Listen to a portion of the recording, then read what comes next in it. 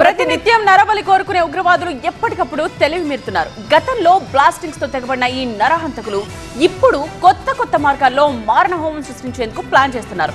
పూణేలో వెలుగులోకి వచ్చిన ఒక ఘటన ఇప్పుడు ఇలాంటి చర్చకి దారితీస్తోంది. ముంబైలో భారీ నరమేధానికి జరిగిన కుట్ర వెలుగు చూడటం సంచలనం రేపుతోంది. మొహరం ఊరేగింపే టార్గెట్ గా చేసిన ఈ భయానక కుట్రను ముంబై పోలీసులు ఛేదించారు.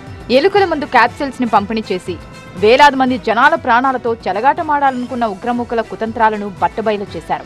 వేల సంఖ్యలో విషపు గుళికలను తయారు చేసిన నిందితుడిని అదుపులోకి తీసుకున్నారు. ఈ కేసులో అరెస్టైన నిందితుడిని పూణే నివాసిగా గుర్తించారు పోలీసులు. పెయింట్ వ్యాపారం చేసే ఫయాజ్ నిసార్ ప్రేమ్జీ ఎలుకల్ని చంపేందుకు వాడే జింక్ ఫాస్ఫైడ్ ను భారీగా సేకరించి ఓ రహస్య ప్రాంతంలో ఆ విషయాన్ని క్యాప్సిల్స్ లో 1 గ్రామ్ చొప్పున నింపాడు. వాటిని మొహరం ఊరేగింపులో పాల్గొనే జనాలకు పంచాలని ప్లాన్ చేశాడు. అయితే ఆ కుట్రను పోలీసులు భగ్నం చేశారు. అతడి కదలికలను అనుమానంగానే భావించిన పోలీసులు ఆ క్యాప్సిల్ తీసుకున్న ఓ వ్యక్తి అస్వస్థతకు గురయ్యాడన్న సమాచారంతో రంగంలోకి దిగారు.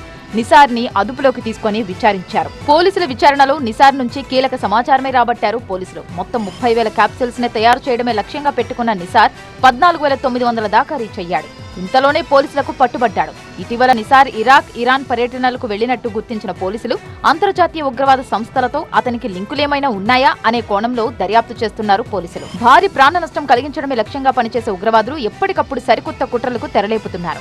గతంలో బాంబు పేలుళ్లు, మారణాయుధాలతో దాడులకు తెగబడిన ఉగ్రమూకలు ఇప్పుడు సరికొత్తగా విషాన్ని ఆయుధంగా మార్చుకుంటున్నారు. కొద్ది రోజుల క్రితం గుజరాత్లో అరెస్టైన హైదరాబాదీ వైద్యుడి వ్యవహారంలోనూ ఇదే తరహా కుట్ర వెలుగు చూసింది. ఇంతలోనే పూణే వేదికగా అలాంటి కుట్రే బయటకు రావడం కలకలం రేపుతోంది. ఈ విషపు గుళికల వ్యవహారంపై పోలీసుల విచారణలో ఏం తేలుతుంది అన్నదే సస్పెన్స్.